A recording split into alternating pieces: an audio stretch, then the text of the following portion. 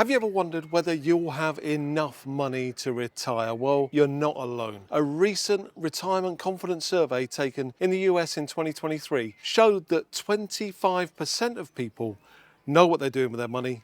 75% of people don't have a clue how much money they need. And I've got to say, things are no better here in the UK. Well, in this video, I'm going to show you how to calculate that number for yourself. But not only that, I'm going to show you how you can supercharge your way into retirement. We're now closing in on nearly 4 years of early retirement. And in that time, we've had so many viewers, friends of viewers, contact us asking us this very question. How much money do you need to retire? Actually, they often ask, how much money did you have to retire? And gotta say, and you'll learn through this video, how much Sarah and I have amassed for our retirement is irrespective of how much you'll need. But once you've seen this, you'll learn exactly how much you need, and you might have a good idea of how much we've got when you see what our lifestyle is, traveling the world full-time for 10 years. We're 3.5 years into that now. So where am I making this video today? Well, this is a place called Portmeirion. This was the backdrop for a TV series in 1967 called The Prisoner. If you can find it, I highly recommend watching it because it was an iconic show and I'm amazed no one's made it again since then. You know, Netflix, if you're watching this, get down here and make a new version of The Prisoner. But the main protagonist of that show, he had a saying that was often coming up in the show, and that was, "I'm not a number, I'm a free man." I am not a number, I am a free man. Thing is, if you don't know the number you need to retire, you'll never be free. You'll never be free to live the life you want to live. And he didn't live the life he wanted to live. That's part of what the program was about. Long before Sarah and I ever retired, many years in fact, I carried a constant fear. And that fear was retiring and running out of money and being destitute. And I think what I learned really early on was, my problem was I didn't even know the question to ask. If you look at it from the perspective of how much you need to retire, you would imagine that is quite a complicated thing to come up with a solution to, an answer to. And to be honest, it is. But you've got to know what the first step is. And there is one really simple step, which we'll come on to next.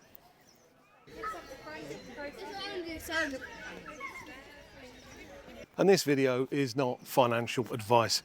I'm not your advisor. I'm just a bloke on the internet. A bloke on the internet who has done this for himself. Sarah and I retired early. I was 51, 52. I think I was 51. Any of our regular viewers remind me, because now I'm getting a bit older, I can't quite remember stuff. And Sarah, I think was she in her 40s?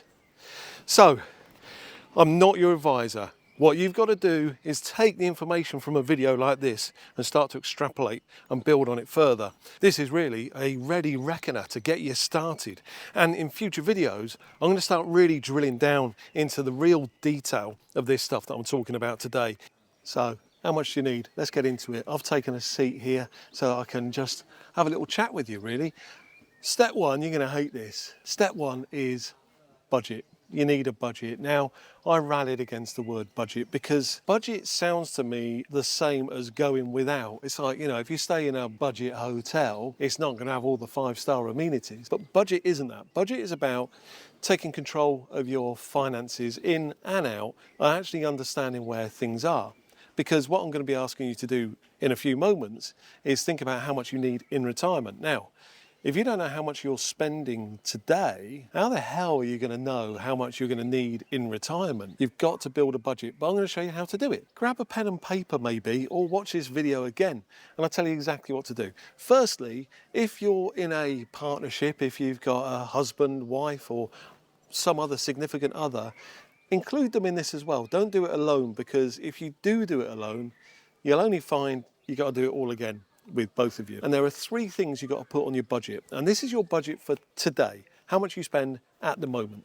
And the first thing is your fixed costs. Fixed costs will be things like your mortgage, your car payment, council tax, all of the things that are fixed. It could be subscriptions. If you've got a subscription to Netflix, it's fixed. Get all of those written down so you understand everything, and put at the top fixed costs and detail below. Next, you have your variable costs. So this will be things such as groceries or fuel in the car. You don't know how much you're going to spend. Like, I've driven halfway across the UK to come to Wales today, on the west coast of Wales, and I've got to pay for that. That costs money, and that's a variable cost. I didn't know I was going to be coming here a month ago. You've got to include all of those. And the best way to do this for variable costs is maybe look back over 3 months, or even better, from today. Track every penny that you're spending, all of those variable costs. And then thirdly, you've got your discretionary spending. Discretionary means you have a choice whether you pay for it. For instance, you don't have discretion over groceries, because if you don't eat, you don't live. And that's an awful retirement, really, not living. Yeah, I can't see how that will work, actually. So let's give you some examples. Simple things like you go to the cinema, and maybe you like to do that twice a month, and there's 2 of you, that's 40 quid. But when you go to the cinema, you're also buying popcorn, that's probably 40 quid, and a Coke, which is probably another 40 quid. And then you might be picking up Pick and Mix, and that's probably another 40. Start watching movies at home, actually. That doesn't sound a very clever move, but you've got other discretionary spend. It might be you like to go on a holiday twice a year. And if you're going on holiday twice a year, you're probably saving for it. Let's say your holiday costs you £3,000.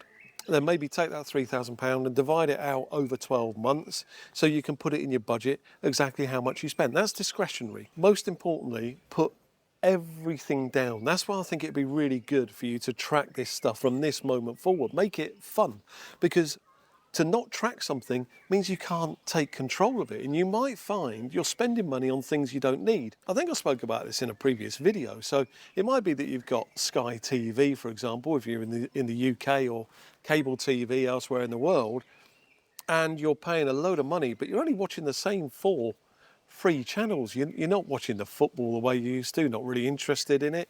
You're not watching the movies because you're going out spending 40 quid on the movies plus 40 quid on Coke. But you look at it and go, well, actually, I could save some money there.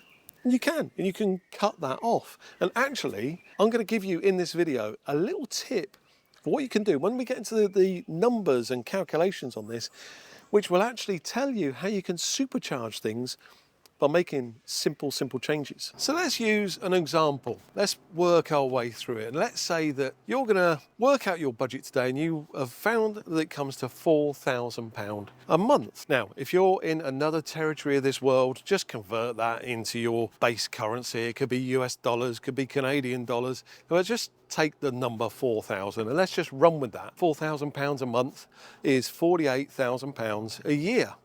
That's your budget. Now, let's say that you look forward. You now project forward to when you've retired. That can be difficult. If you're 25 years old watching this, there are no 25-year-olds watching this, by the way, you can't project forward to when you're going to retire, can you? It can be difficult. But there are some simple steps you can make. For example, you could look at it from the perspective of what costs will disappear when you retire. Hopefully, when you retire, you no longer have a mortgage, so you can cut that off. Another thing you might do is decide to go from being a 2-car household to a 1-car household. These are all things that you could do. Let's say you work this out and your budget is now £3,333.33. That comes to, over a year, £40,000. £40,000 is what your budget would be in retirement, £8,000 cheaper. That's just an example.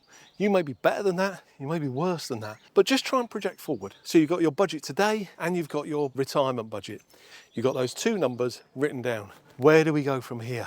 So where you go from here is, I just need to fill you in on a bit of finance calculation. There is a calculation which is called the 4% rule. The 4% rule is something that was born from a study called the Trinity study back in, I think, 1997. A guy called Bill Bengen calculated over a 30-year retirement period how much a person could safely withdraw from their fund to not deplete it before they die.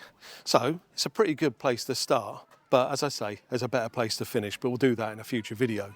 So if we take this 4% rule, how does it actually work? Well, you know, we just came up with that interesting calculation that you need 40,000 in retirement. That's 3,333 a month. And then you just multiply that by 12, gives you 40,000. One way to do the 4% rule is by actually flipping the opposite of the 4% rule in a decimal is multiply by 25. So I know it sounds a bit complicated. Just make a note of 25 and 4%. So the way it works, if you've got a budgetary requirement on an annual basis of £40,000, you multiply that by 25, and that will give you a magic number of 1 million. Did you work that out? 40,000 times by 25 is £1 million. The way that the 4% rule works is basically not that you take 40,000 every year, because you know that money loses its value year on year as a result of inflation. So what you actually do is you take 40,000 your first year, and then you increase it in line with inflation for year two. So if we just keep this really simple, let's say inflation's 10%. Yeah, that's where we are these days in the world. But let's say inflation's 10%, that means in year one you take 40,000. In year two, 10% of 40,000 is 4,000. So year two's 44,000. And then you increase every year in line with inflation. So that is how much you need to retire. That's easy. Let's say that you've got £500,000. Well, if you multiply that by 4%, that gives you 20,000. Or if you think in retirement you need £20,000, multiply that by 25, hey presto, 500,000. It's just a flip of the same calculation. Will work either way. Right, I didn't know I was going to be adding this bit into the video, but a short while ago I said I'll give you a way of supercharging when you're going through your budget. Let's say you work through your numbers and you find that you are spending, I don't know, let's say £10 a month on a subscription. It's Netflix, let's say. You multiply that by 12 months, that's costing you £120 a year. Well, now you can calculate for yourself how much you would need to save for your retirement if you wanted to maintain your habit of watching Netflix in your retirement. And that would be 120 multiplied by 25. So the next £3,000 that you save into your retirement fund is purely so that you can watch Netflix. So it enables you to actually think about putting value on things.